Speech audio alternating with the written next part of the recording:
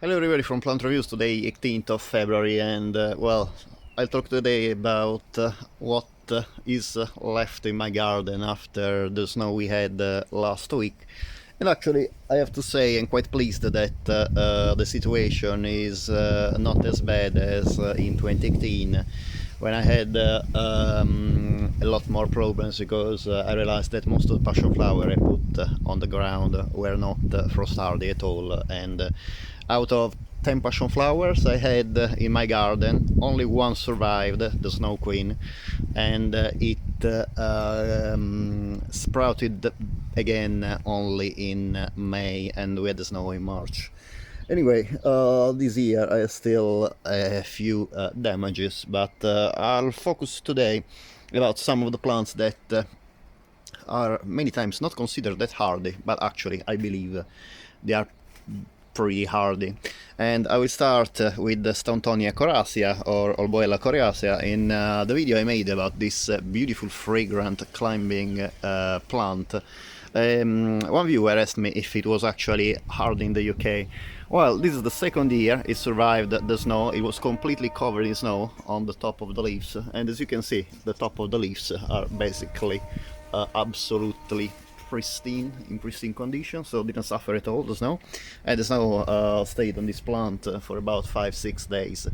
So we had temperature in Ashford about -4 or -5 a couple of nights, and this plant was perfectly fine. So I believe this plant is really hardy throughout most of the UK.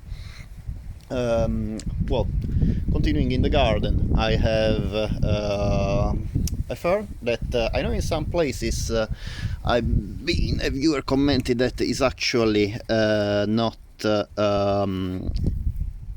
evergreen, but actually Polycticum saetiferum here in the house and in my garden it's been evergreen even after the snow I received, so I don't doubt that possibly this plant is deciduous in other areas. However, also on the website and references I checked before doing the video about this plant, a lot of websites were assessing this plant as evergreen, so I suppose that this plant is still evergreen in most of the UK. As I said, in Ashford I don't believe the weather is that warmer than most part in southern and central England anyway. Well, in addition to the plants that survived the snow, are actually some plants that are, I would say, didn't have any problems at all with the snow and actually are blooming, as this beautiful double-flowered Galanthus or snowdrop. The Skimmias also, as you can see, the leaves are perfectly fine, and they are actually preparing to bloom.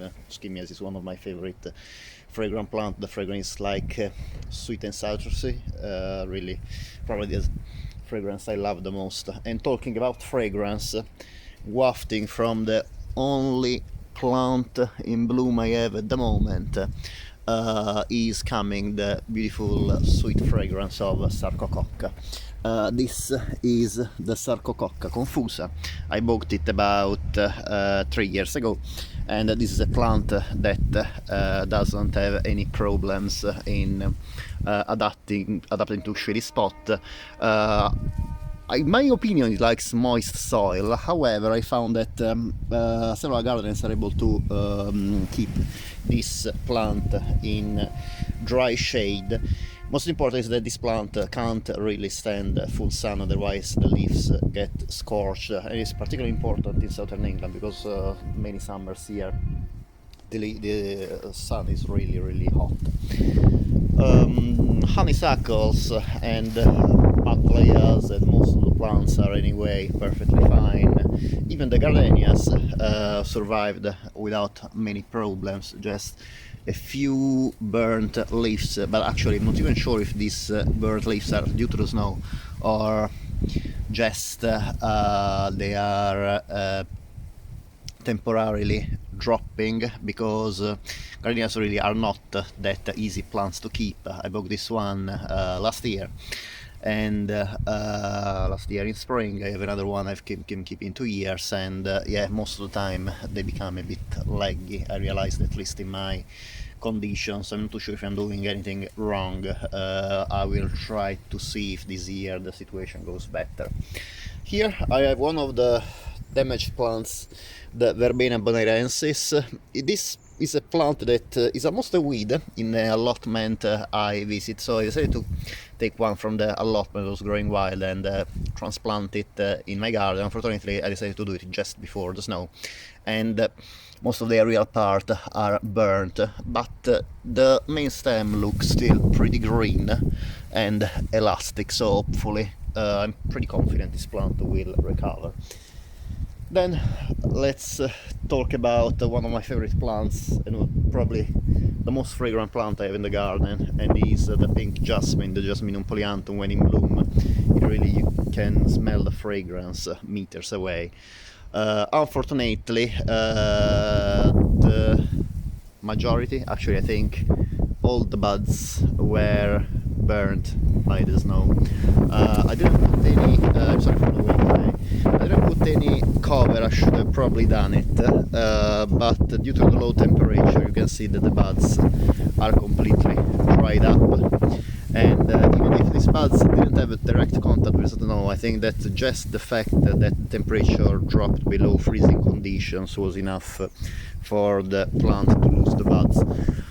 Also, the top of the plant, as you can see, where the snow actually settled, are absolutely burnt.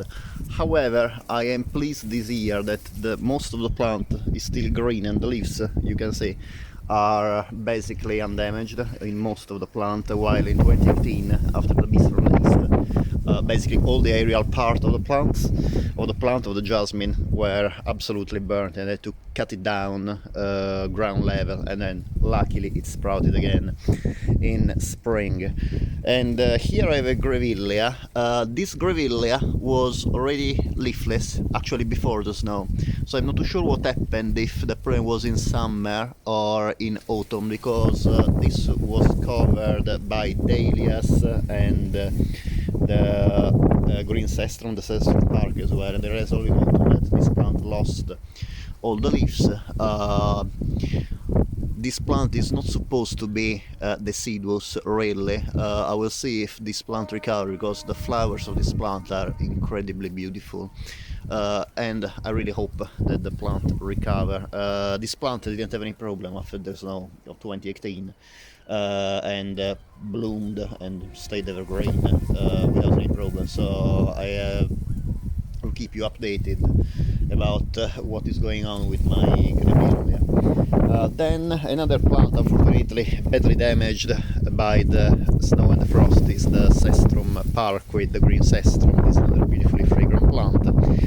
However, this is a plant that bounced back easily after snow. It recovered without any problems after the beast from the east of 2018. So what basically will do, the leaves at some point will drop, but it will sprout again sideways and become a beautiful evergreen bush, and I'm very confident that it will bloom again with its beautiful fragrant flowers. Here I have my Melianthus major. Most of the leaves are actually undamaged from the snow, but some of them are just drying up because of the way this plant grows. Basically, when it grows in height, the basal leaves tend to dry up, and then at some point drop, and the plant tends to become quite leggy, with the leaves concentrated just at the top of the stem where the flower buds are. And you can see here, even I have a still intact flower bud regardless the sub-zero temperature I had, and as I said, even most of the leaves and most part of the damaged leaves is okay. I had a few, however, frozen. You can see the damage from the frost here. The problem of this plant is that, as I said, tend in time to become very leggy, so what I will do is to cut down about ground level the stems, and then the plant should should sprout from the base. I would like to have a bushier plant and more compact rather than so leggy, especially because actually this plant is growing really in a way that now covers half of my garden.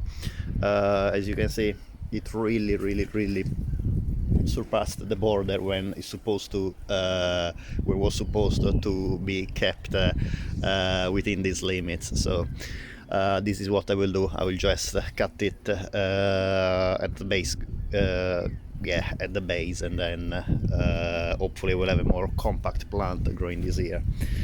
About the other one of my favorite fragrant plant, and this is the Argyrocytisus battandieri. This plant is partly deciduous, so most of the leaves anyway drop in winter. Some of them stay on the plant, and as you can see, most of the leaves are quite undamaged from the cold. It really during winter doesn't have many leaves, so doesn't really allow the snow to settle much on the plant. This is good. I cut the base, the passion flower snow queen, because it was just invading the whole garden, but I kept the branches just to hold the long branches of the Argyrocytisus battandieri, because I realized that the wind sometimes tends to break the branches of the Argyrocytisus, of the pineapple broom, this is the common name, quite easily. So leaving the passion flower branches to dry up, but still to hold the pineapple broom branches in winter, I realized that actually this is a way to avoid the branches of the pineapple broom to get broken by the wind, and hopefully this year I will have a beautiful blooming from this plant. And well, later on obviously I will take away the dead passion flower leaves as well. Other than that, I don't have any more damages. As you can see, actually many plants are coming up in flower, and I have these rose hips as well that gives a bit of color to the garden. And well, I have this clematis in bud as well, and also I have, in addition to the snowdrops, I have some crocuses in bloom. I have this white and purple crocuses in bloom in this pot, in the viburnum pot, and the viburnums as well are in bud. And also I have another crocus growing at the end of, yeah, in the back border, at the border of the back garden, a beautiful yellow crocus with a nice black pattern on the tepals. So, well, yes, definitely spring incoming. You can see one of my hellebore as well is in bud, and I think the flowers will open in the next few days. Yes, definitely spring is coming. And well, I'll just show you also some two new purchases. These are some of the most fragrant magnolias. I found Magnolia cross Vieseneri and Magnolia zeniae, pink parchment. I'm really looking forward to smell the flowers this year, and I hope they will bloom. And yes, I'm really hoping to have a nice blooming and more fragrant plants. Thank you very much for watching. As usual, I hope you enjoyed the video. If you would like to subscribe, it would be great if you can please click the button subscribe, obviously, and this is the way we will support my channel. And as usual, thank you very much for watching. I hope to see you next time. Bye.